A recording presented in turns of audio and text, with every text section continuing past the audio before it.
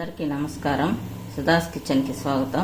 ఈరోజు మా కర్రీ సొరకాయ వేరుశెనగ పప్పుల కర్రీ.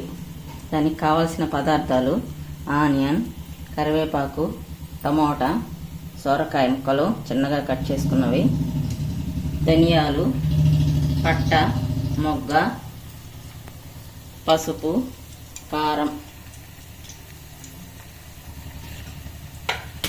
వేరుశెనగ పప్పులు. ఇవన్నీ మనకు కావాల్సిన పదార్థాలు. చూద్దాం.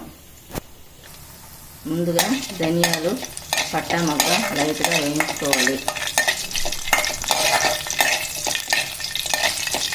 ఈ విధంగా వేయించుకొని పక్కన పెట్టుకోవాలి. ఇప్పుడు కర్రీ చేసుకునేందుకు దబర పెట్టుకొని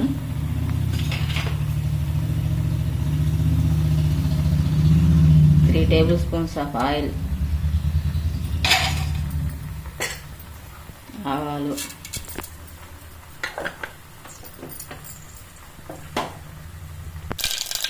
చుట్టుపక్కలాడిన తర్వాత ఆనియన్, కరివేపాకు వేసుకోవాలి. టమోటా కూడా వేసేయాలి.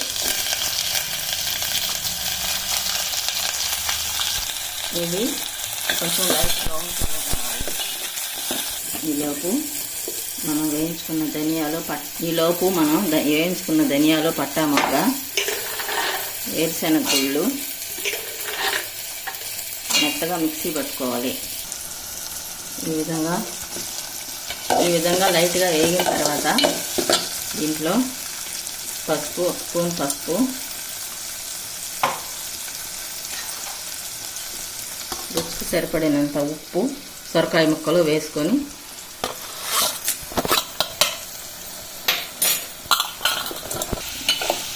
కొంచెం సేపు నూనెలో వేగనివ్వాలి సొరకాయ ముక్కల్ని.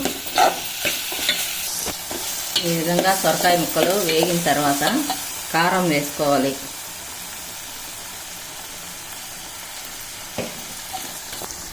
ఈ విధంగా కారం వేసిన తర్వాత కొంచెం వేగినాక ముక్కలు మునిగేంత వరకు వాటర్ పోసుకోవాలి.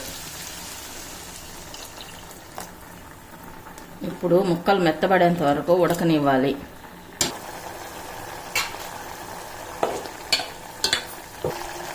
ఈ విధంగా ఉడికిన తర్వాత మనం ముందుగా చేసుకున్న పప్పుల పొడి దీంట్లో వేసేయాలి.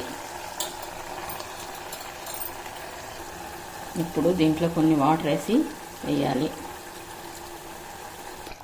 ఈ విధంగా ఉడుకుతున్నప్పుడు కూరని సిమ్లో పెట్టుకొని మూత వేసుకోవాలి.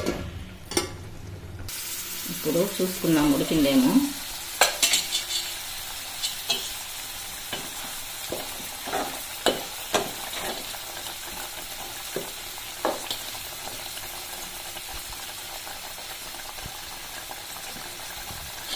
ఉప్పు వచ్చింది. ఇప్పుడే ఉప్పు కారాలు సరి చూసుకోవాలి. నాకైతే